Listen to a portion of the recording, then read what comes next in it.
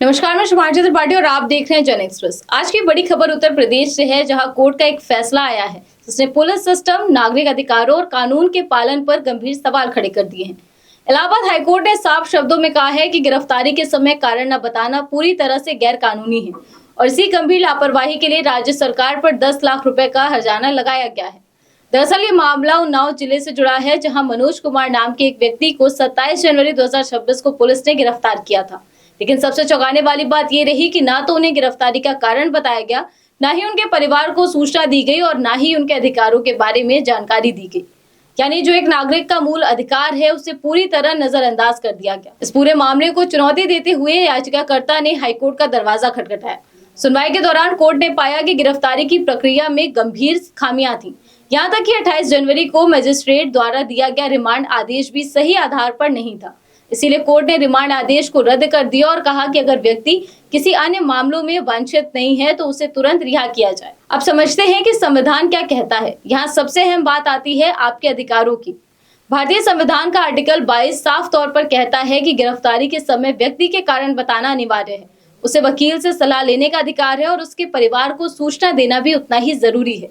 लेकिन इस मामले में इन सभी नियमों का उल्लंघन हुआ।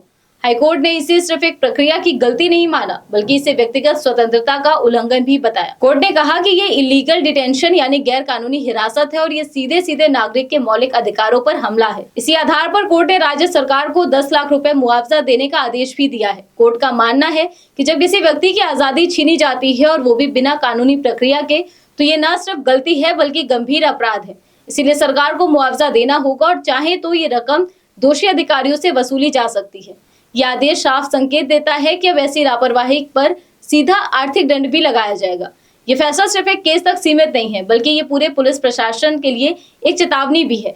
कोर्ट ने निर्देश दिया है कि अधिकारियों को संवेदनशील बनाया जाए, गिरफ्तारी की प्रक्रिया का सख्ती से पालन हो और भविष्य में ऐसी गलती दोहराई न जाए।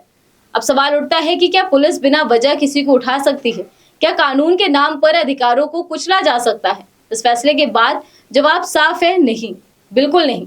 ये फैसला हर नागरिक के लिए एक जागरूकता का संकेत है।